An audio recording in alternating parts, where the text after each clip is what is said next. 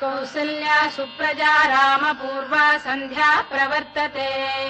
उत्तिष्ठ नरशार्दूल कर्तव्यम् दैवमाह्निकम् कौसल्या सुप्रजा रामपूर्वा सन्ध्या प्रवर्तते उत्तिष्ठ नरशार्दूल कर्तव्यम् दैवमाह्निकम् उत्तिष्ठोत्तिष्ठ गोविन्द उत्तिष्ठ गरुडध्वज उत्तिष्ठ कमलाकान्ता त्रैलोक्यम् मङ्गलम् कुरु उत्तिष्ठोत्तिष्ठ गोविन्द उत्तिष्ठ गरुडध्वज उत्तिष्ठ कमलाकान्ता त्रैलोक्यम् मङ्गलम् कुरु मातः समस्त जगताम् मधुकैटभारेः वक्षो विहारिणि मनोहर दिव्यमूर्ते श्रीस्वामिनि श्रुत जनप्रियदानशीले श्रीवेङ्कटेश दयिते तव सुप्रभातम् मातः समस्त जगताम् मधुकैटभारेः वक्षो विहारिणि मनोहर दिव्यमूर्ते श्रीस्वामिनि श्रुत जनप्रियदानशीले श्रीवेङ्कटेश दयिते तव सुप्रभातम् तव सुप्रभातमरविन्दलोचने भवतु प्रसन्नमुख चन्द्रमण्डले विधिशङ्करेन्द्रवनिताभिरर्चिते वृषशैलनाथ दयिते दयानिधे अत्र्यादिसप्तऋषयः समुपास्य सन्ध्याम्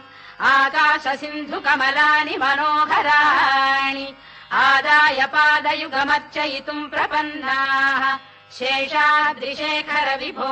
तव सुप्रभातम्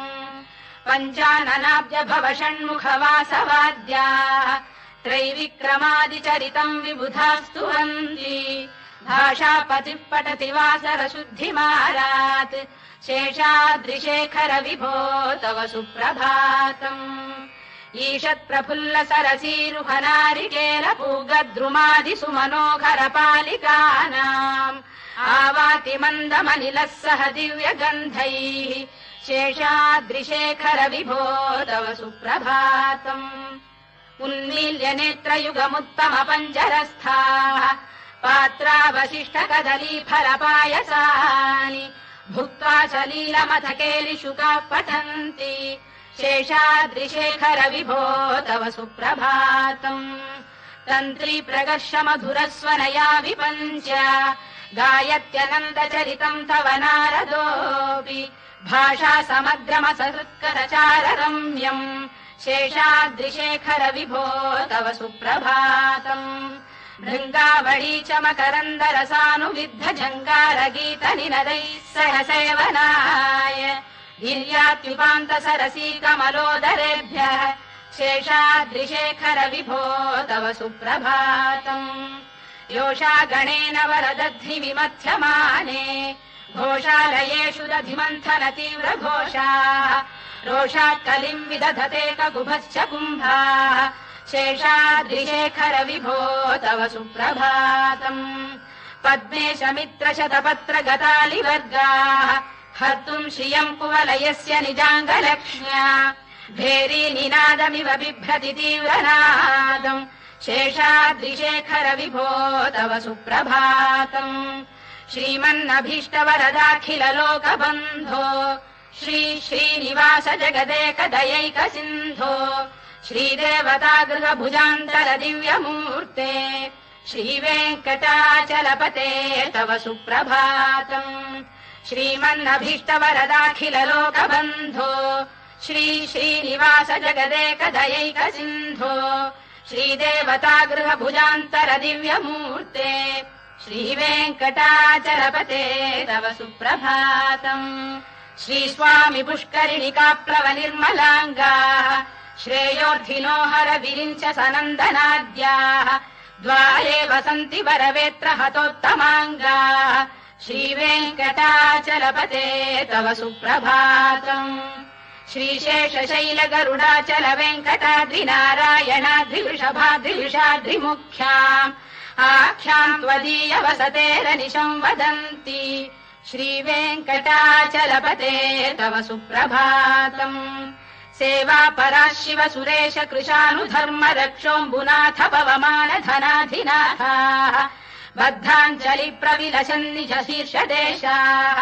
श्रीवेङ्कटाचलपते तव सुप्रभातम् घाटीषु देविह गराज मृगाधिराज नागाधिराज गजराज हयाधिराजाः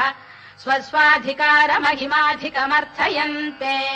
श्रीवेङ्कटाचलपते तव सुप्रभातम् सूर्येन्दुभौम बुधवाक्परिकाव्यसौरि स्वर्भानुकेतुदिविषत्परिषत्प्रधानाः त्वद्दासदास चरमावधिदासदासाः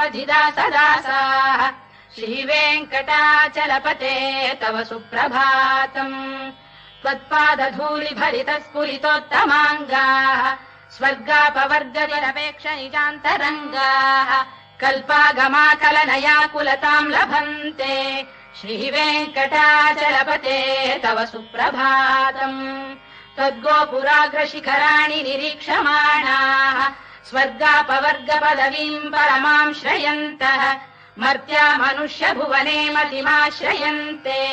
श्रीवेङ्कटाचलपते तव सुप्रभातम् श्रीभूविनायक दयादिगुणामृताब्धे देवादिदेव जगदेक शरण्यमूर्ते श्रीमन्ननन्त गरुडाधिभिरर्चिताघ्रे श्रीवेङ्कटाचलपते तव सुप्रभातम् श्रीपद्मनाभ पुरुषोत्तम वासुदेव वैकुण्ठ माधव जनार्दन चक्रपाणे श्रीवत्स चिह्न शरणागत पारिजात श्रीवेङ्कटाचलपते तव सुप्रभातम् कन्दर्पदर्पहर सुन्दर दिव्यमूर्ते कान्ताकुजाम्बुरुह कुड्मललोल दृष्टे कल्याण निर्मल गुणाकर दिव्य कीर्ते श्रीवेङ्कटाचलपते तव सुप्रभातम् मीनाकृते कमठकोल नृसिंहवर्णिन् स्वामीन् परश्वत तपोधन रामचन्द्र शेषांश रामयदुनन्दन कल्किरूप श्रीवेङ्कटाचलपते तव सुप्रभातम् येलालवङ्ग घनसार सुगन्धितीर्थम् दिव्यम् वियस्सरिति हेम घटेषु पूर्णम् धृत्वाद्य वैदिक शिखामणयः प्रहृष्टाः तिष्ठन्ति वेङ्कटपते तव सुप्रभातम् भास्वानुदेति विगचानि सरोरुहाणि सम्पूरयन्ति निनदैः कगुभो विहङ्गाः श्रीवैष्णवास्ततमर्थितमङ्गलास्ते धामाश्रयन्ति तव वेङ्कट सुप्रभातम् ब्रह्मादयः सुरवराः समहर्षयस्ते सन्तः सनन्दन मुखास्तव योगिवर्याः धामान्तिके तव हि मङ्गलवस्तु हस्ताः श्रीवेङ्कटाचलपते तव सुप्रभातम् लक्ष्मीनिवास निरवद्य गुणैक सिन्धो संसार सागर समुत्तरणैकसेतो वेदान्त वेद्य निज वैभव भक्त भोग्य श्रीवेङ्कटाचलपते तव सुप्रभातम् लक्ष्मीनिवास निरवद्य गुणैक सिन्धो संसार सागर समुत्तरणैकसेतो वेदान्त वेद्य निज वैभव भक्त भोग्य श्रीवेङ्कटाचलपते तव सुप्रभातम् इत्थम् वृषाचलपतेरिह सुप्रभातम् ये मानवाः प्रतिदिनम् पठितुम् प्रवृत्ताः तेषाम् प्रभात समये स्मृतिरङ्गभाजाम् प्रज्ञाम् परार्थसुलभाम् परमाम् प्रसूते इत्थम् वृषाचलपतेरिह सुप्रभातम्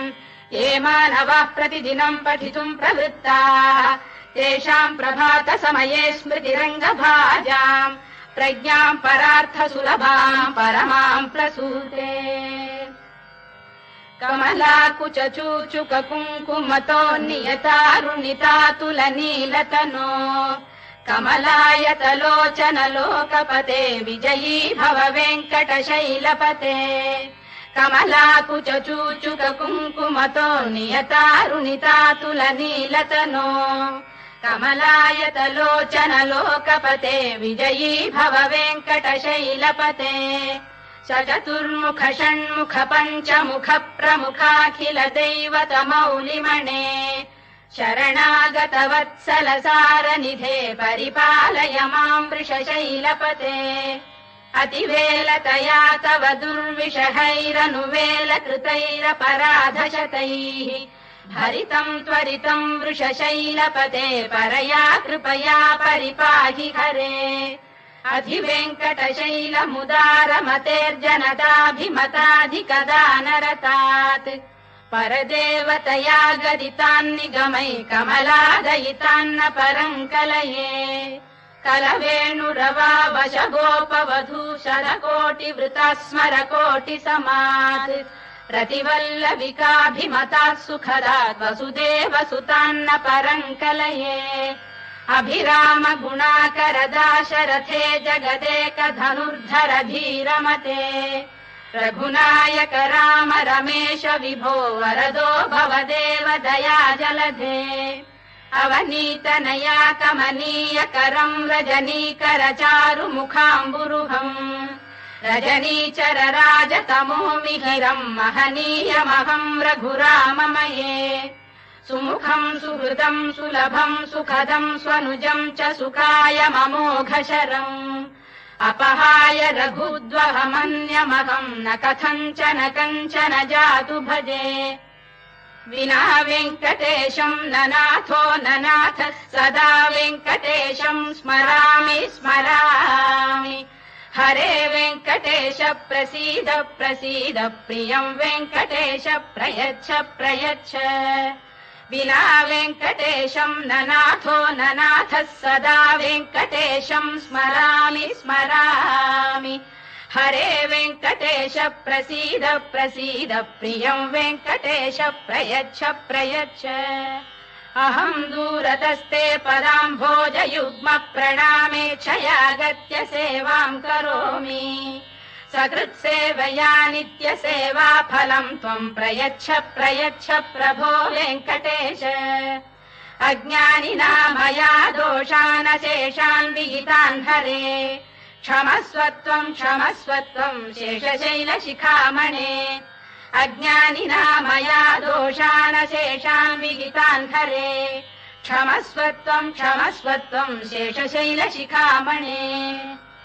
ईशानाम् जगतोऽस्य वेङ्कटपतेर्विष्णोः पराम् प्रेयसीम् तद्वक्षस्थल नित्यवासरसिकाम् तत्क्षान्ति संवर्धिनीम् पद्मालङ्कृतपाणिपल्लवयुगाम् पद्मासनस्थाम् श्रियम् वात्सल्यादिगुणोज्ज्वलाम् भगवतीम् वन्दे जगन्मातरम् ईशानाम् जगतोऽस्य वेङ्कटपतेर्विष्णोः पराम् प्रेयसीम् तद्वक्षस्थल नित्यवासरसिकाम् तत्क्षान्ति संवर्धिनीम् पद्मालङ्कृतपाणिपल्लवयुगाम् पद्मासनस्थाम् श्रियम् वात्सल्यादिगुणोज्ज्वलाम् भगवतीम् वन्दे जगन्मातरम् श्रीमन्कृपाजलनिधे कृत सर्वलोक सर्वज्ञ शक्तनत वत्सल सर्वशेषिन् स्वामिन् सुशील सुलभाश्रित पारिजात श्रीवेङ्कटेश चरणौ शरणम् प्रपद्ये श्रीमन्कृपाजलनिधे कृत सर्वलोक सर्वज्ञ शक्तनत वत्सल सर्वशेषिन् स्वामिन् सुशील सुलभाश्रित पारिजात श्रीवेङ्कटेश चरणौ शरणम् प्रपद्ये आनूपुरार्पित सुजात सुगन्धि पुष्प सौरभ्य सौरभकरौ समशन्निवेशौ सौम्यौ सदानुभवनेऽपि नवानुभाव्यौ श्रीवेङ्कटेश चरणौ शरणम् प्रपद्ये सद्यो विकासि समुदित्व रसान्द्र राग सौरभ्य निर्भर सरोरुह साम्यवार्ताम् सम्यक्षु साहस पदेषु विलेखयन्तौ श्रीवेङ्कटेश चरणौ शरणम् प्रपद्ये रेखामयध्वज सुधाकलशातपद्रवज्राम्बुशाम्बुरुह कल्पक शङ्ख चक्रैः भव्यैरलङ्कृततलौ परतत्त्वचिह्नैः श्रीवेङ्कटेश चरणौ शरणम् प्रपद्ये ताम्रोदरद्युतिपराजित पद्मरागौ बाह्यैर्महोभिरभिभूत महेन्द्रनीलौ उद्यन्नकांशुभिरुदस्त शशाङ्कभासौ श्रीवेङ्कटेश चरणौ शरणम् प्रपद्ये सप्रेम भीति कमलाकर पल्लवाभ्याम् संवाहनेऽपि सवधिक्लममादधानौ कान्ताववाङ्मनसगोचरसौ कुमार्यौ श्रीवेङ्कटेश चरणौ शरणम् प्रपद्ये लक्ष्मीमही तदनुरूप निजानुभाव नीलादिदिव्यमहिषीकर पल्लवानाम् आरुण्य संक्रमणतः किल सान्द्ररागौ श्रीवेङ्कटेश चरणौ शरणम् प्रपद्ये नित्यानमद्विधि शिवादि किरीटकोटि प्रत्युक्तदीप्त नवरत्नमः प्ररोहैः नीराजना विधिमुदारमुपादधानौ श्रीवेङ्कटेश चरणौ शरणम् प्रपद्ये विष्णौ पदे परम इत्युदित प्रशंसौ यौ मध्व उत्स इति भोग्यतयाप्युपातौ भूयस्ततेति तव पाणितल प्रतिष्ठौ श्रीवेङ्कटेश चरणौ शरणम् प्रपद्ये पार्थाय तत्सदृशसारथिना त्वयैव यौ दर्शितौ स्वचरणौ शरणम् व्रजेति भूयोऽपि मह्यमिहतौ करदर्शितौ ते श्रीवेङ्कटेश चरणौ शरणम् प्रपद्ये मन्मूर्धिकार्यपणे विकटाटवीषु श्रीवेङ्कटाद्रिशिखरे शिरसि श्रुतीनाम् चित्तेऽप्यनन्यमनसाम् सममाहितौ ते श्रीवेङ्कटेश चरणौ शरणम् प्रपद्ये अम्लानघृष्यलवनीतलकीर्णपुष्पौ श्रीवेङ्कटाद्रिशिखराभरणायमानौ आनन्दिताखिल मनोनयनौ तवैतौ श्रीवेङ्कटेश चरणौ शरणम् प्रपद्ये प्रायः प्रपन्न जनता प्रथमावगाह्यौ मातुस्तनाविव शिशोरमृतायमानौ प्राप्तौ परस्पर तुलामतुलान्तरौ ते श्रीवेङ्कटेश चरणौ शरणम् प्रपद्ये सत्त्वोत्तरैः सतत सेव्य पदाम्बुजेन संसारतारकदयार्द्रदृगञ्चलेन सौम्योपयन्तृमुनिना मम दर्शितौ ते श्रीवेङ्कटेश चरणौ शरणम् प्रपद्ये सत्त्वोत्तरैः सतत सेव्य पदाम्बुजेन संसारतारकदयार्द्रदृगञ्चलेन सौम्योपयन्तृमुनिना मम दर्शितौ ते श्रीवेङ्कटेश चरणौ शरणम् प्रपद्ये श्रीशश्रिया घटिकया त्वदुपाय भावे प्राप्ये त्वयि स्वयमुपेय दया स्फुरन्त्या नित्याश्रिताय निरवद्य गुणाय तुभ्यम् स्याम् किङ्करो वृषगिरीश न जातु मह्यम् श्रीशश्रिया घटिकया त्वदुपाय भावे प्राप्ये त्वयि स्वयमुपेय दया स्फुरन्त्या नित्याश्रिताय निरवद्य गुणाय तुभ्यम् स्याम् किङ्करो वृषगिरीश न जातु मह्यम् श्रियकान्ताय कल्याण निधये निधयेऽर्थिनाम् श्रीवेङ्कटनिवासाय श्रीनिवासाय मङ्गलम् श्रियकान्ताय कल्याण निधये निधयेऽर्थिनाम् श्रीवेङ्कटनिवासाय श्रीनिवासाय मङ्गलम् लक्ष्मी सविभ्रमालोक सुभ्रू विभ्रम चक्षुषे चक्षुषे सर्वलोकानाम् वेङ्कटेशाय मङ्गलम् श्रीवेङ्कटाद्रिशृङ्गाग्रमङ्गलाभरणाङ्ग्रये मङ्गलानाम् निवासाय श्रीनिवासाय मङ्गलम् सर्वावयव सौन्दर्य सम्पदा सर्वचेतसाम् सदा सम्मोहनायास्तु वेङ्कटेशाय मङ्गलम् नित्याय निरवध्याय सत्यानन्द चिदात्मने सर्वान्तरात्मने श्रीमद्वेङ्कटेशाय मङ्गलम् स्वतः सर्वविदे सर्वशक्तये सर्वशेषिणे सुलभाय सुशीलाय वेङ्कटेशाय मङ्गलम् परस्मै ब्रह्मणे पूर्णकामाय परमात्मने प्रयुञ्जे परतत्त्वाय वेङ्कटेशाय मङ्गलम् आकालतत्त्वमश्रान्तमात्मनामनुपश्यताम् अतृप्त्यमृतरूपाय वेङ्कटेशाय मङ्गलम् प्रायः स्वचरणौ पुंसाम् शरण्यत्वेन पाणिना कृपयाधिशते श्रीमद्वेङ्कटेशाय मङ्गलम् दयामृततरङ्गिण्यास्तरङ्गैरिव शीतलैः अभाङ्गैः सिञ्चते विश्वम् वेङ्कटेशाय मङ्गलम् श्रद्भूषाम्बरहेतीनाम् सुषमावकमूर्तये सर्वार्तिशमनायास्तु वेङ्कटेशाय मङ्गलम् श्रीवैकुण्ठविरक्ताय स्वामि पुष्करिणीतटे रमया रममाणाय वेङ्कटेशाय मङ्गलम् श्रीवैकुण्ठविरक्ताय स्वामि पुष्करिणीतटे रमया रममाणाय वेङ्कटेशाय मङ्गलम् श्रीमत्सुन्दरजामातृमुनिमानसवासिने सर्वलोकनिवासाय श्रीनिवासाय मङ्गलम् मङ्गलाशासनपरैर्मदाचार्य पुरोगमैः सर्वैश्च पूर्वैराचार्यैः सत्कृतायास्तु मङ्गलम्।